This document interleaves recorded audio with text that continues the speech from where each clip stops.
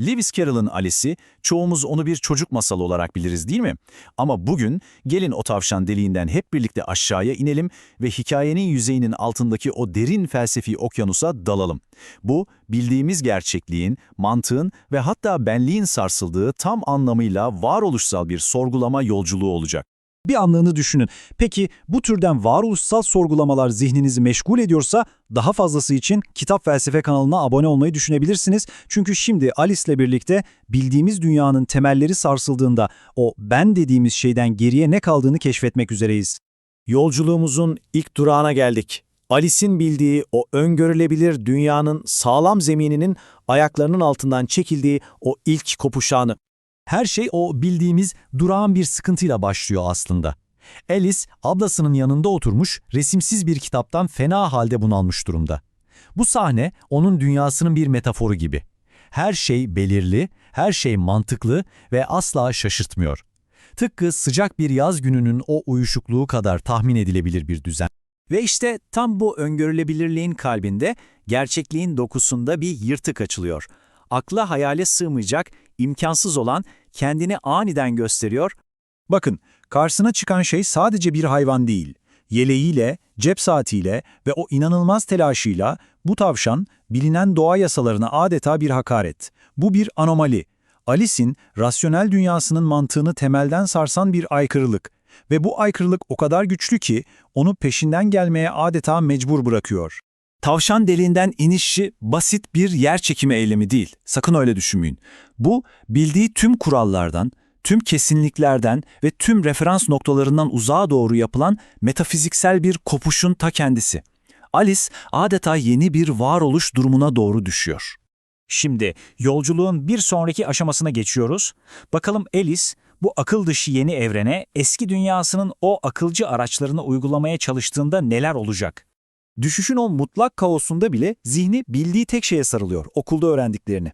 Bu tamamen mantıksız deneyimi dünyanın yarıçapı, enlemler, boylamlar gibi rasyonel ölçütlerle anlamlandırmaya çalışıyor.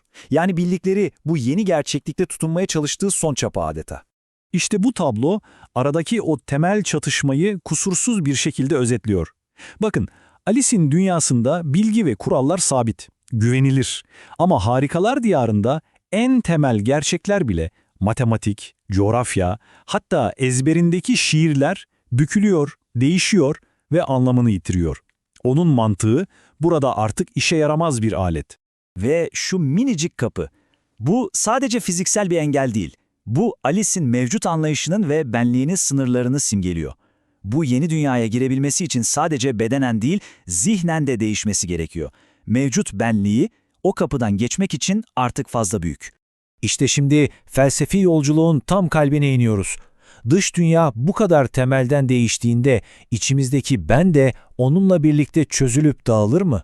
Alice'in sürekli büyüyüp küçülmesi hikayenin sadece fantastik bir unsuru değil. Bu kimliğimizin ne kadar kırılgan olduğunun bir alegorisi aslında. Yani eğer kimliğimizin çapası olan bedenimiz bu kadar değişken ve güvenilmezse o zaman ben dediğimiz şey nasıl sabit kalabilir ki? Bu fiziksel değişimler çok daha derin bir kimlik krizinin dışa vurumu. Bu görseller Alice'in yaşadığı o baş döndürücü fiziksel dalgalanmayı net bir şekilde gösteriyor. Bir an devasa, bir an minicik. Bedeni kim olduğu konusunda ona güvenilir bir referans sunmayı bırakmış durumda. Ve bu durum onu kaçınılmaz bir soruyla yüzleşmeye zorluyor. İşte en can alıcı nokta tam da bu soru. Bu sadece Alice'in sorduğu bir soru değil. Bu her insanın hayatının bir noktasında kendine sorduğu evrensel, varoluşsal bir sorgulama. Ve hikayenin bütün felsefi ağırlığı tam da bu bilmecenin üzerinde duruyor. Kim olduğunu anlamak için bildiği insanları birer referans noktası olarak kullanmaya çalışıyor. Acaba onlardan birine mi dönüştü? Ancak kendini olmadığı şeyler üzerinden tanımlama çabası onu sadece daha büyük bir boşluğa itiyor ve benlik tanımının ne kadar karmaşık bir süreç olduğunu kanıtlıyor. Peki paylaşılan bir gerçeklik zemini ortadan kalkınca en temel insani eylem olan iletişim bile nasıl imkansızlaşıyor? Gelin şimdi bunu inceleyelim. Bu gerçekten son derece güçlü bir metafor. Alice'in yaşadığı kimlik bunalımı ve kafa karışıklığının yarattığı keder o kadar büyük ki onu içinde boğan somut bir denize dönüşüyor. Kendi varoluşsal acısının içinde çaresizce yüzüyor. Bu gözyaşı denizinde karşılaştığı fare bir anlık umut ışığı gibi. Yalnızlığından kurtulmak için bir diyalog, bir bağ kurmaya çalışıyor. Ancak bu girişim, farklı gerçekliklerde yaşayan varlıkların birbirini anlamasının o trajik zorluğunu gözler önüne serecek. Bu sahne iletişimin temelini harika bir şekilde ortaya koyuyor.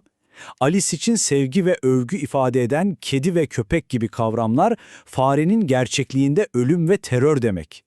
Alice'in iyi niyetli her sözü fare için varoluşsal bir tehdide dönüşüyor. Neden? Çünkü ortak bir anlam dünyaları yok. Ve sonuç kaçınılmaz bir yalnızlık. Ortak bir anlam zemini ve paylaşılan bir dünya görüşü olmadan gerçek bir bağ kurmak imkansızdır. Alice'in iyi niyetli çabaları onu diğerlerinden daha da uzaklaştırıyor ve mutlak bir izolasyona sürüklüyor. Alice'in yer altındaki macerası burada bitmiyor. Aksine daha yeni başlıyor. Ama bu ilk karşılaşmalar bile zihnimizde temel bir soru bırakıyor. Bizim normal ve mantıklı olarak kabul ettiğimiz kurallar gerçekten evrensel mi? Yoksa sadece biz öyle alıştığımız için mi bize öyle geliyor? Ya bizim gerçekliğimiz de bir başkasının harikalar diyarıysa?